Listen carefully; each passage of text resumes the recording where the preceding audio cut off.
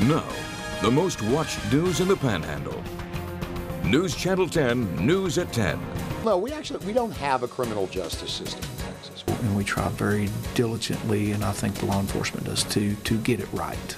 Action by the Attorney General of New Mexico prompts a local discussion about what's right and wrong with the criminal justice system in Texas. An in-depth look at exoneration in our top story.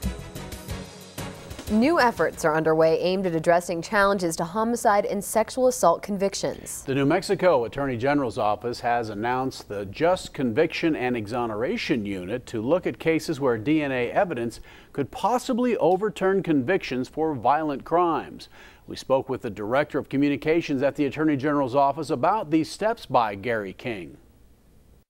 He wants to make sure that the cause of justice in New Mexico is served by solidifying the convictions, the just convictions of the guilty folks, but at the same time helping to free the innocent in cases where perhaps they were convicted mistakenly. In other words, they're innocent.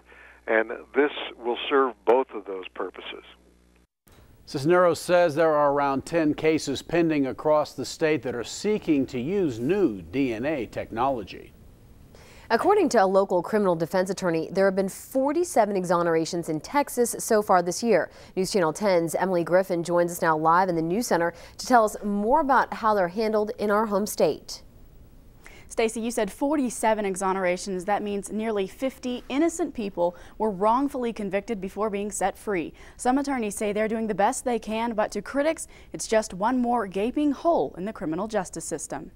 Well, no, we don't have a criminal justice system in Texas. We have 254 criminal justice systems, because that's how many counties we have. In the state of Texas, wrongful convictions or exonerations aren't overseen by the Attorney General's office. Instead, district attorneys are left to police themselves.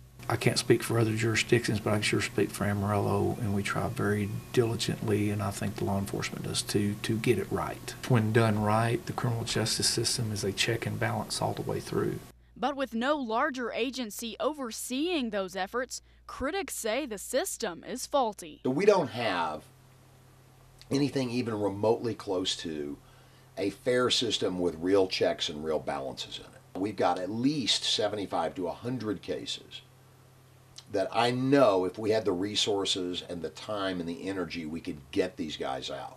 Sims says even without a larger exoneration unit, they're doing their job right. We can't think of a single case where someone's been exonerated because of actual innocence. But folks like Blackburn say there's an even larger problem at stake. The point is not really which individual criminal defendant you can help. The point is, how about all the rest of us? Because the truth is that when you have a non-functioning criminal justice system, because it frames people, because it wrongfully convicts people, then that hurts everybody. Sims also says if there's ever any question about a case or possible wrongful conviction, he himself and his office will investigate to make sure the conviction is just. Live in the News Center, Emily Griffin, News Channel 10.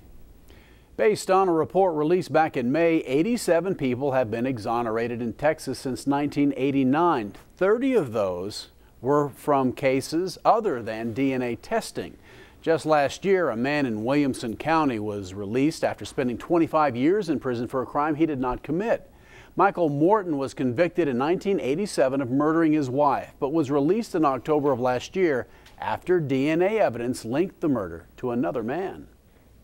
Another notorious exoneration in the state was that of Texas Tech student and U.S. Army veteran Timothy Cole. Cole was wrongfully convicted of raping a fellow student in 1985. Another man confessed to the crime 10 years later, but before an investigation had been completed, Cole died in prison. In 2009, a Texas district judge reversed the conviction, giving him the first posthumous DNA exoneration in Texas history. A man from our area continues sitting on death row, hoping for DNA evidence to exonerate him as well. Hank Skinner was convicted of the 1993 murders of Twyla Busby and her two sons in Pampa. After years of being rejected by the state of Texas, DNA testing was approved this summer for evidence in his case. The lawyers contend the DNA analysis of that evidence will prove his innocence. The man who is often at the center of the battle over DNA testing is Governor Rick Perry. Perry maintains the state is working to use the testing to make sure there are enough safeguards to ensure the integrity of Texas's criminal justice system. He goes on to say, quote, "Our system works very well, and for Washington to step in and tell us whether it is right to execute a heinous criminal is the height of arrogance and disregards federalism at its most basic level," end quote. In total, 288 people have been executed in Texas since 2000. That's more than half of the 487 people put to death in the entire history of the state. We are just a few hours away from a front that will bring us the coldest air we've seen this season. Here with this latest on the cool down is Chief Meteorologist Doppler Dave Oliver in the Storm Track Center. Good evening, Dave. Well, good evening, and that cool down is coming on the heels of some record heat. So that's going to make a very stark contrast to what we've had here the last couple days. Let's go to the map right now, and you can already see the tremendous range in temperatures here from 70s in our area. Right now we're 72 in Amarillo. Denver is 32. So that's a nice little 40-degree plunge on just a couple of hundred miles. And as we zoom out, we can kind of put the cold front right about in here, cutting across Colorado. That'll be here, the next several hours. It will start to move into the northern part of the area. Should be moving through the southern part of the area tomorrow morning. Now, right behind it, winds will kick out of the north. Those are going to gust over 30. And in the morning, we'll have temperatures pretty close to 40 degrees. So that's going to be a pretty chilly combination. You want to dress for that. As far as any precipitation, not probably for most of us, but a little disturbance. Still might give a snow shower in the northwest corner Friday morning. Most of us are just turning cold. And on that note, we have a freeze watch already hoisted, looks like tomorrow night and Friday night. Now we're going to see freezing temperatures across most of the area. This one ought to be a pretty hard freeze also. Details on this cold front coming up in a few minutes. Now back to news. We'll see you then, Dave. Thank you. Customers who have prepaid for certain services are now saying they are being left high and dry after an Amarillo business suddenly closes its doors. News Channel 10's Heather Geller has more on the story. Tropical Tans is one of the oldest shops in the Best Plaza on Western, but not anymore. Customers here have contacted us saying Saturday they were here tanning. When they came back the next day, the place was empty. If a company is part of a chain, they can contact the headquarters to see if the company moved or if they're going to a different location or if there's some other way that a consumer can get reimbursed if they've spent money with that company up front. Tropical Tans is not part of a chain, and many other customers have paid up to $100 for tanning packages that they'll now be missing out on. Keel says about the only recourse they'll have is if the company files bankruptcy. The BBB does say they will be looking into this company's current issue. We will try to get a hold of that company and its owners to see, again, where they stand and what the next step is for these consumers who have already given some of the money for services at this particular business. We've tried to contact the owner of Tropical Tans to find out what happened, but have been unsuccessful. Heather Geller, News Channel 10. A fire burning in the Carson National Forest east of Taos has grown to an estimated 375 acres despite windy conditions.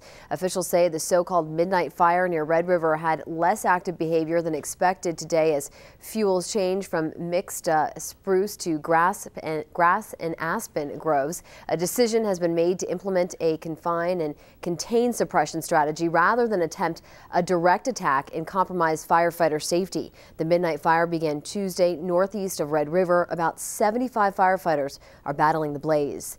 Dallas fire officials say an electrical short in Big Tex's wiring caused the fiery demise of the towering cowboy who had been an icon of the State Fair of Texas for 60 years. Dallas Fire Rescue released the official cause of the fire, saying it was due to an unspecified electrical short. The 52-foot-tall cowboy who greeted fairgoers was destroyed by fire on Friday. After the blaze was extinguished, the tarp-covered remains were hauled from the fairgrounds on a flatbed truck in a procession resembling a funeral. A Panhandle woman is dead. A 3-year-old remains hospitalized following a wreck in Carson County. DPS troopers say it happened yesterday afternoon near County Road O and County Road 9 around 4. They say 27-year-old Megan Green of Panhandle lost control of her vehicle and overturned it in a ditch. Both her and the 3-year-old girl were not wearing seatbelts and were ejected. The woman died later at an Amarillo hospital. The child remains in critical condition with brain trauma.